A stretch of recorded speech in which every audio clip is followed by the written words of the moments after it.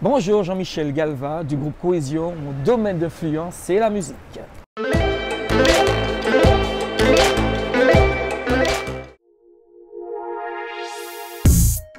Avec Cohésion, c'est une amitié qui dure depuis plus de 16 ans. En fait, on a choisi ce nom parce que ça avait du sens, notamment pour moi.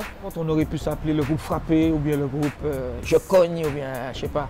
On a choisi Cohésion parce qu'on s'est rendu simplement compte qu'avant tout, pour qu'un groupe puisse aller loin, il faut véritablement qu'il y ait cette cohésion, cette fusion entre les musiciens et qui nous permet en fait compte de traverser des années et puis de pouvoir mieux faire ce travail ensemble.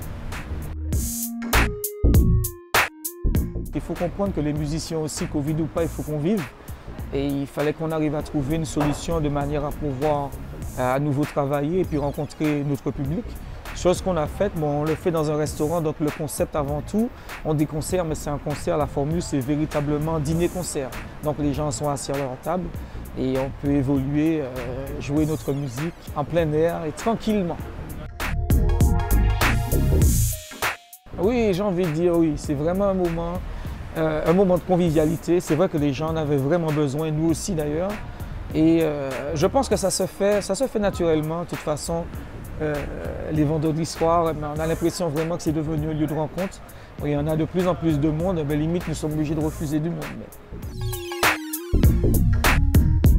C'est un titre que j'ai sorti pendant le confinement, qui traduit un peu le climat anxiogène, la manière dont j'ai vécu en fait quand on dira cette crise sanitaire. J'aime bien dire, c'est un tableau que je peins en mélodie et qui explique clairement ce que moi je vis et beaucoup de personnes se retrouvent à travers les paroles de cette chanson. Je ne dirais pas que je suis un artiste engagé parce que j'aime pas trop l'expression engagée. J'ai une forme de sensibilité en fonction de ce qui se passe. Et là, je suis en train de composer sur l'histoire du chlordécone qui a été l'histoire qu'on a classée sans suite. Et ça m'a quand même affecté, donc j'ai tout naturellement écrit cette chanson. Voilà. Les projets. On en a quand même pas mal, parce que juste avant le Covid, on avait monté en fait une tournée. Et notre but vraiment, c'est d'exporter notre musique. Et donc on avait quand même des dates à Saint-Martin, on avait même des propositions sur le Japon, on avait des propositions sur la Guyane, on avait quand même pas mal de propositions.